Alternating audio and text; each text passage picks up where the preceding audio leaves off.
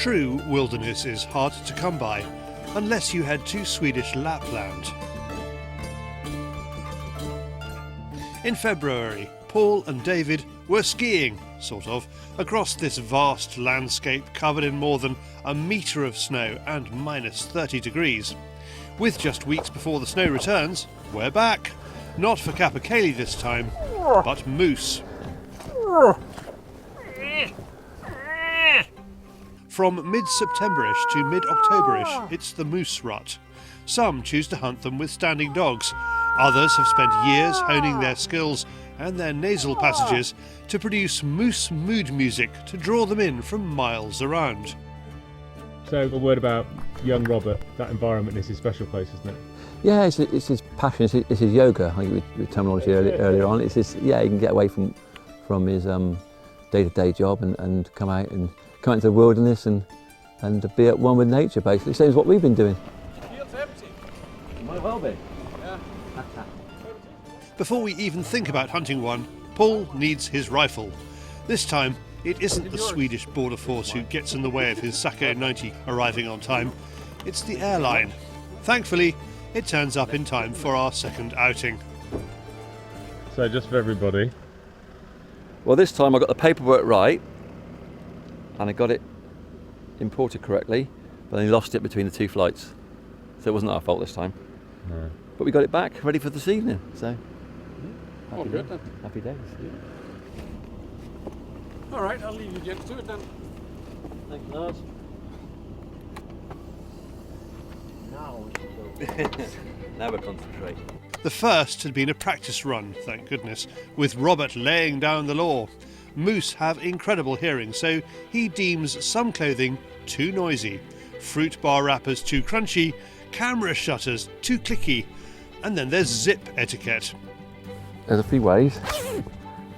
There's our way before,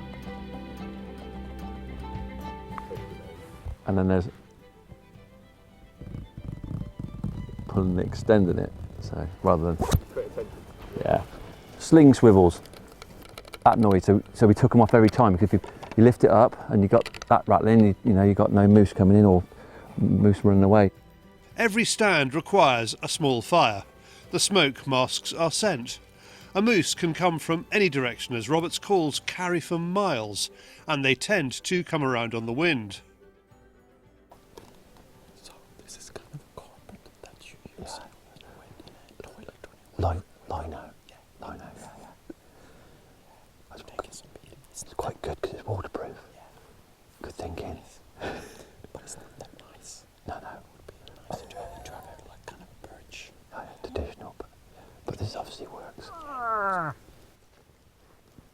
Paul feels there are behavioural similarities between calling moose and muntjac.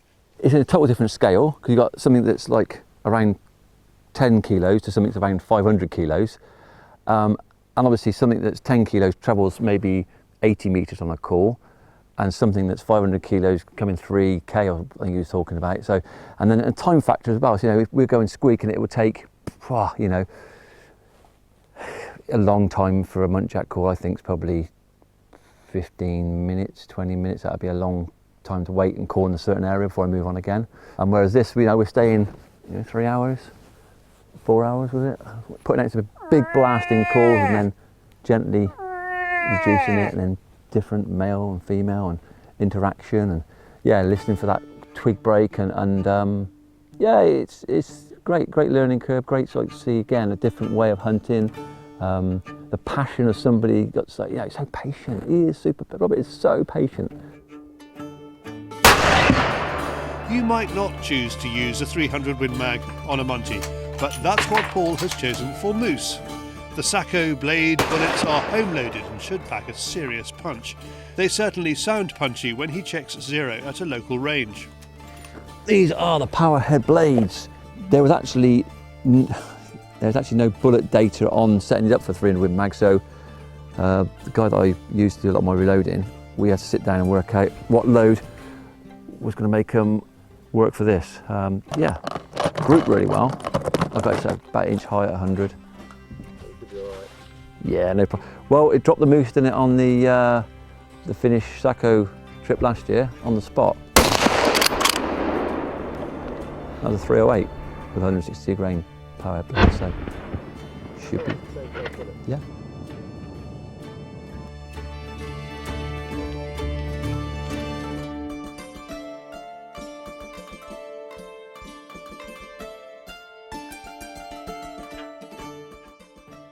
We have 4 days to hunt a bull moose, 2 outings a day. Up at 4, back at 11, out at 3, back at about 7:30, then sauna, a delicious moose meat creation, then bed. Hunt, eat, sauna, sleep, repeat. It's just hard, very hard.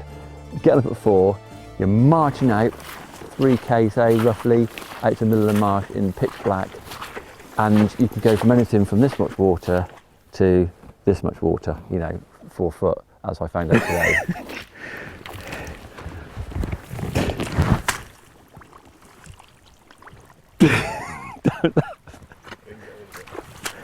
Oh, flipping gross. Just like any calling, the conditions have to be right. And they're not. It takes 4 outings before we get a moose sighting. A large female strides effortlessly across the wetland just shy of 400 metres away from us. Robert's efforts are ignored.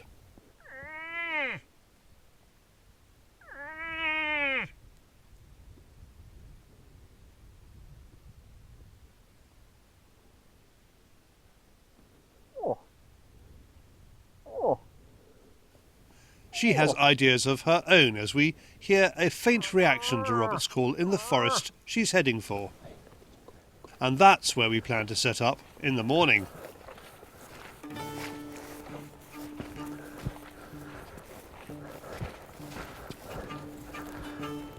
The morning promises a lot. There's a definite fizzle in the air.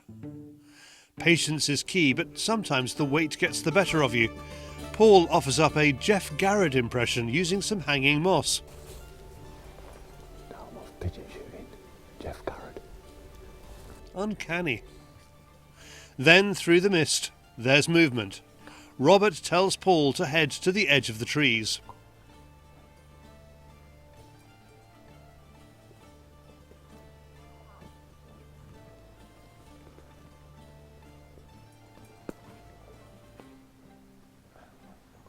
It's another female. She's off.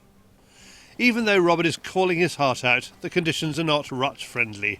The wetlands are of course wet, but wetter than normal. We want clear, close to freezing conditions, and it's between 7 and 10 degrees. You can come at that optimum time, but you know, the weather changes, they've had a lot of rain. Robert last week, I think he said he shot 3 moose last week on the call in 3 days. It's like literally just come in super cool, on the call, reacted well, but he's had to, you know, really work for this so far, so he's yeah, it's good. To add insult to injury, we have a moose encounter right next to where we're staying, which is actually on a main road. David is interviewing Paul when they stop because of a barking dog. Yeah, it totally is. You know, you've got the big marsh plains where you... Moose in there. I'll have the words. Could be. Oh yeah, on the road.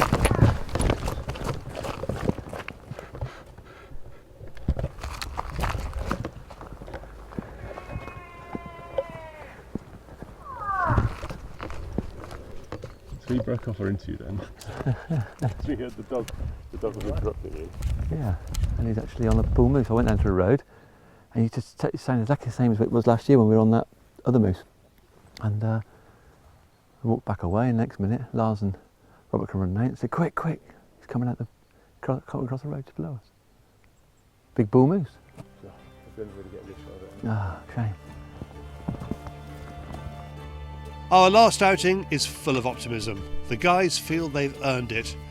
But the moose up here in the Arctic Circle have other ideas. We leave with nothing but a load of great memories and another reason to head back to this incredible region. If you would like to visit Swedish Lapland, whether it's to see Father Christmas or check out his reindeer or hunt or fish, head to Heart of Lapland for all the information you'll need. If you want to take a rifle, take a Sako 90 as they're super light, and we wouldn't want the baggage handlers in Stockholm straining themselves. The full Sako 90 range can be found at sako.fi.